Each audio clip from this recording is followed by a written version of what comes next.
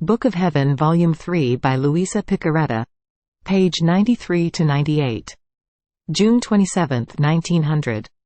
The soul must recognize herself in Jesus, not in herself. I continue to be sleepy. This morning, for a few minutes I found myself awake and I comprehended my miserable state.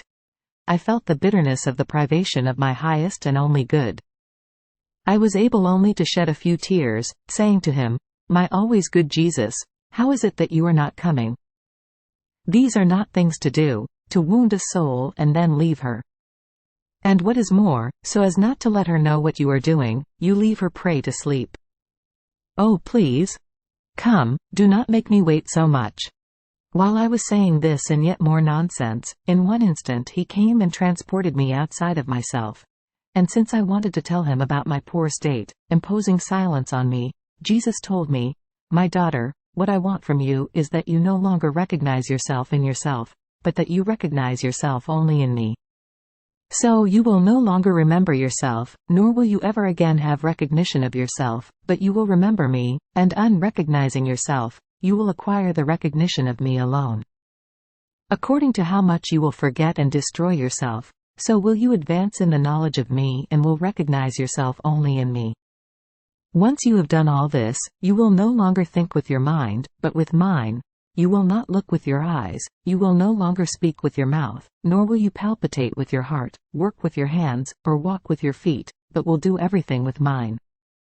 In fact, in order to recognize herself only in God, the soul needs to go to her origin and to return to her beginning, God, from whom she came, and to conform all of herself to her Creator. And anything which she keeps of herself and which is not conformed to her beginning, she must undo and reduce to nothing.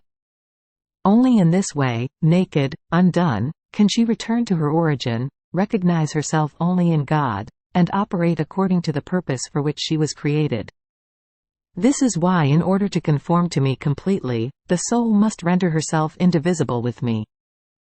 While he was saying this, I could see the terrible chastisement of plants withered, and how it must advance further.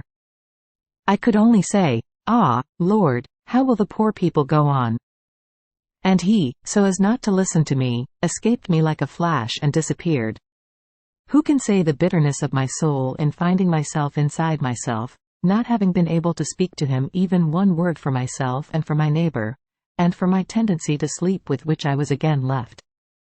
June 28, 1900. The present chastisements are nothing but the predisposition for future chastisements. This morning, as I was highly afflicted because of the privation of my loving Jesus, I saw him for just a little, and he said to me, "My daughter, how many masks will be unmasked in these times of chastisements?" In fact, these present chastisements are nothing but the predisposition for all the chastisements which I manifested to you during the course of last year.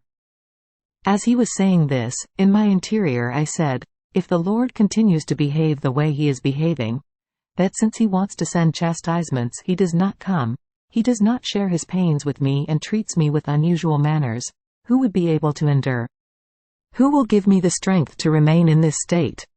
And Jesus, answering my thought, added in act of compassion, "And so, do you want me to suspend your state of victim for a little while, and to resume it later?" As he said this, I felt such confusion and bitterness, for it seemed to me as if, with that proposal, the Lord was driving me away from himself, that I was unable to say either yes or no, also in order to hear what obedience decides.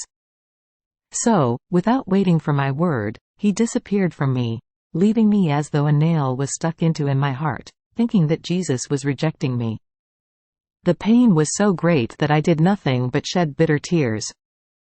June 29, 1900.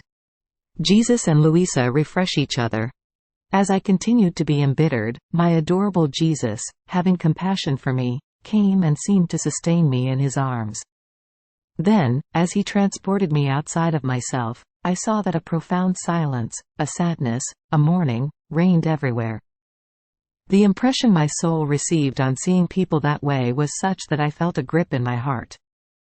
Then, as though calling me aside, blessed Jesus said to me, "My daughter, let us move what afflicts us away from us for a little while, and let us refresh each other." While saying this, he began to caress me and kiss me, but my confusion was such that I did not dare to return those kisses and caresses. And he added, "How come? I refresh you with kisses and with caresses, and you do not want to refresh me by returning to me your kisses and your caresses?" So I felt the confidence to give him tit for tat, and while I was doing this, he disappeared. July 2, 1900. With her sufferings, Luisa holds back a chastisement. I continue to be embittered and afflicted, as though dazed. This morning he did not come at all. The confessor came and placed the intention of the crucifixion. At first blessed Jesus did not concur, but then, after I prayed him to deign to let me obey, he just barely made himself seen and told me, "What do you want? Why do you want to do violence to me by force when it is necessary to chastise the peoples?" And I, "Lord, it is not I, it is obedience that wants it so." And he, "Well then, since it is obedience, I want to share with you my crucifixion, and in the meantime I want to refresh myself a little bit." While saying this, he shared with me the pains of the cross, and while I was suffering, Jesus placed himself near me and seemed to refresh himself quite a bit. Now, while I was in this position together with him, he showed me a pitch-black cloud approaching from one point in the air, such that it struck terror and fright at the mere sight. And everyone was saying, "This time we die." While all were terrified, a refulgent cross rose from between Jesus and me, and advancing toward that storm, put it to flight in great part, so much so, that the people seemed to calm down. I cannot tell for sure, but it seems to me that it was a hurricane accompanied by bolts of lightning and by hail so violent as to have the power to sweep factories away. And the cross which dispelled it in great part seemed to be my little suffering, which Jesus has shared with me. May the Lord be blessed, and may everything be for his glory and honor. July 3, 1900. Chastisements with contagious and mortal diseases. This morning, having received communion, as soon as I saw my adorable Jesus, I said to him, "My beloved Lord, how is it that you are sending so many chastisements? Why this time do you not want to placate yourself for any reason? It seems that all means have failed, both praying, and saying, 'Lord, pour your bitternesses upon me.' Ah, it has not been your usual way to act like this."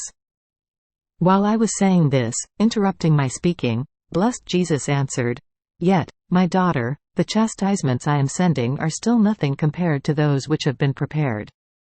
Therefore, do not want to afflict yourself with these, because they are not a matter of great affliction." As he was saying this, in front of me I saw many people affected by contagious diseases, who were dying. So, taken by horror, I said to him, "Ah, Lord, that's all we need. What are you doing? What are you doing? If you want to do this, take me away from this earth, for my heart cannot bear the sight of scenes so gloomy. Besides, who can endure continuing in this state in which you put me, that you do not come, or you come like a shadow? And not only this, but you leave me dazed, sleepy, not letting me understand anything anymore. Yet, you told me that you would leave me like this until you would somehow give vent to your fury. But now you want to add fury to fury, and it seems you will not be done for now. Poor me! Poor me! Who will give me the strength to remain in this state? Who would be able to endure?" While I poured out my affliction, compassionating me, Jesus said to me, "My daughter, do not be concerned by your state of sleepiness. This says that just as I am with people, as if I were sleeping, as if I did not hear them and look at them, in that same state have I placed you. After all, if you mind it, I told you last time, do you want me to suspend your state of victim? And I, Lord, obedience does not want me to accept this suspension." And he, "Well then, what do you want from me? Be quiet and obey." Who can say how afflicted I remained? Not only this, but it seems that my interior powers were left so asleep, that I live as if I were not living. Ah, Lord, have pity on me. Do not leave me in abandonment in such a pitiful and sorrowful state.